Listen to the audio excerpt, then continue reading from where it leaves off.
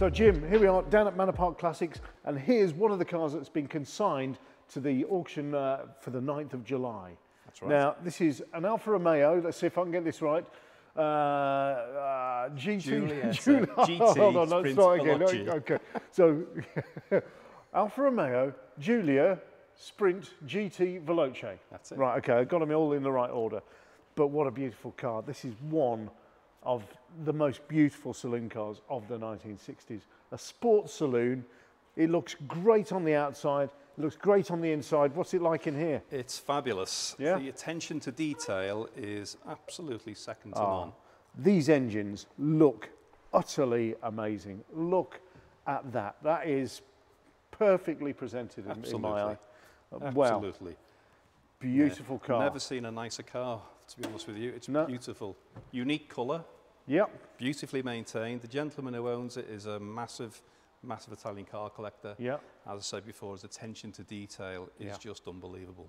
And this car, just amazing. I have to say, it is wonderful. Nardi steering wheel. Yes. So, what else do we have? Other than that, is it pretty much standard? It's very standard. It's not been messed with. It's not been altered. It's as it left the factory. It's just in beautiful condition. Period radio, the steering wheel, which is period. Everything about the car is exactly how it should be. Alfa got it absolutely spot on with these cars, don't you think? Well, if you think what the rest of the world was turning out in 1967, look at this. How pretty is this? This is absolutely amazing.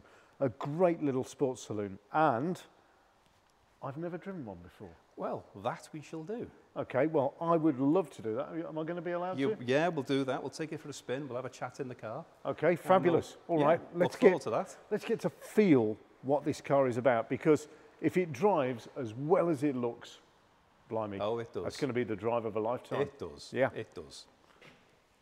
And the other nice thing about it is, as good as it looks on top, it is underneath as well. Yeah. Like I said, it's just the money that has gone into this car, and the attention and the time frame the gentleman took to get it to this standard. Sure. I'm actually quite surprised he wants to sell it, but hey. Yeah, same here. I'm not going to take your word for it though. Just wait a minute. Just going down here.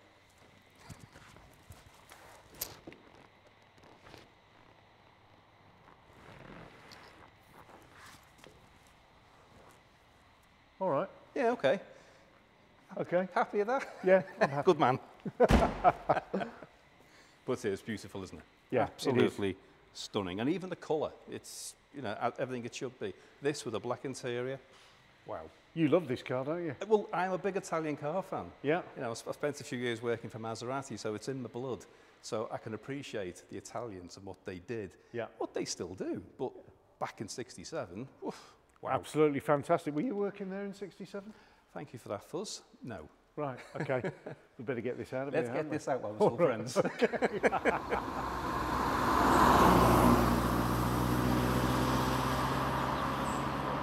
Yeah, now this is a great car. Great place to be. It looks great on the outside. The engine bay looks magnificent, as we've already seen. Yep. The underneath as well, that's great. The interior is beautiful as well. It's just the right side, I think, of you know, sort of in the 1960s. Sorry about that. I just saw a speeding van. I didn't want it to crash into this. Good idea. Very dainty indicator stalks as well. Overall, this is just the right side of the sort of line that happened in the 1960s, where suddenly interiors, they tried to make them they tried to make them kind of space age and yes, but also yes. also, you know, sort of flat buttons and everything. They tried to make them safe, I think the word is. And so this has got toggle switches and stuff like that. It's got a sort of fake faux wood sort of dash as well, which I think is, you know, sort of properly sort of redolent of the era. And it works really well. It's like a 1960s piece of furniture. It really is. It is, and the more I look at it, it's got the right gauges in the right place. Yeah. So your eyes are drawn to where they need to go, not wandering all over the dashboard. That's right. Well, but this thing is an absolute work of art. Now, how many gears has it got? It has got 5 gears. Yep, there we go. Well, I didn't know that. Way ahead of its time. Yeah, I thought, you know, this sounds like it's kind of revving a little bit too much for this speed. And then I thought I'll be brave, see if I can find that 5th gear. And I was just hoping that it was a 5th gear rather than reverse. Yeah, well, so was I. Yeah. Yes. So you didn't know either? No. Well, there we go. That's a voyage of discovery for the pair of us. We've experienced something together. Yeah, that's right. But what I like about it is we're 2 big guys. Yeah. And there's bags of room. There We're is, not actually. on top of each other. There's bags of room. Everything's good. Yeah. And it's a very, very nice place to be. It is. It's great. I love it. It's very stylish. You could turn up absolutely anywhere in this car, and you know, make an entrance. Yes.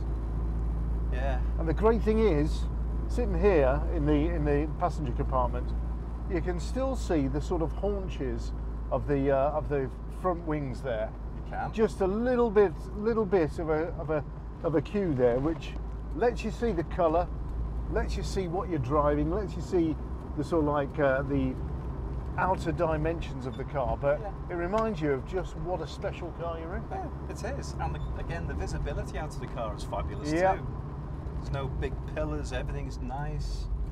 It's you've got to hand it to them. They were a bit ahead of the time back then, weren't they, the Italians? I think so. But one thing that I think about classic cars, it's not about all that design. They become like an item of clothing. Now, you like to dress in a dapper fashion. What do you like yourself, Fuzz?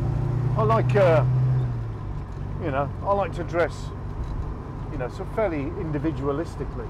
And this car, or classic cars in general, I think are part of that. You can't be a shrinking violet in a car like this, can you? Not in an orange Alfa Romeo. No, you can't. But that's, for me, that's part of the fun of it. Exactly. That's it. Yeah. This is.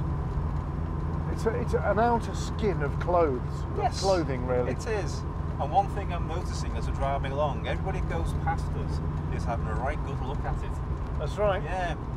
Well, that could be me. I don't know. That could be you. Actually, maybe. Yeah. Well, maybe they're thinking that's a stylish guy sitting in the passenger seat there. Let's take a look at him. Definitely the car. But even now, as we're cruising along, you know, we're at under the speed limit, obviously, at 50 miles an hour. But the car is not labouring. It's not hesitating. It's smooth. We can have a conversation. It's not loud. It's not obtrusive. But we look great.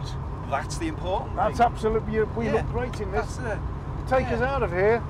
We're slightly diminished. We are, aren't we? But in here, it's like, wow, those are cool guys. Where should we go? I don't know.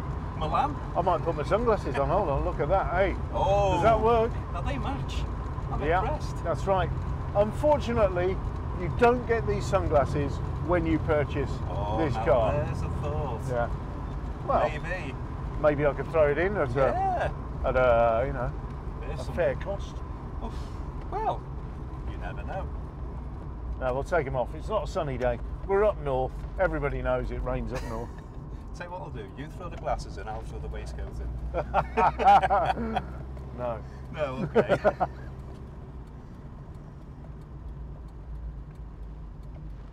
I'm very impressed with this, actually. I like it. I am. And the thing is, these cars were kind of made straight out of the factory, straight out of the box, with a bit of go in them. Oh yeah, there was no, it was done, well, you know, you think back at the history of Italian cars back in the, you know, the 50s, 60s, this is, you know, it's a byproduct of that. Yeah. This is a cool car. Yeah. I mean, by modern standards, yeah, maybe not so quick as a modern car. But Well, how fast do you want to go? it's in modern traffic and we're behaving very, Yeah. very well. So, That's right. and like you say, it's not about going fast. It's No. about enjoying the car. Yeah. You know, let other people see the car and let them enjoy it too. Yeah, you could quite happily go on a good long touring holiday in this car.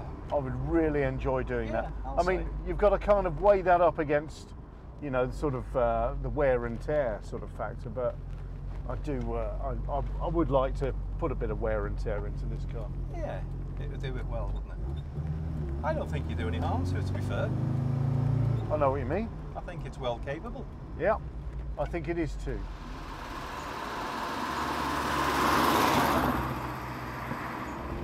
And one thing I've always thought about Alfa Romeos, and I think if you did some sort of poll, Yeah. personally, I think the Alfa Romeo badge is the best badge in the motor industry. Oh, what is it? Is it the little boy with a snake or something? Is it? Yeah, like the little dragon or a snake. Yeah. But you think about the detail in the badge and the colouring. Yeah.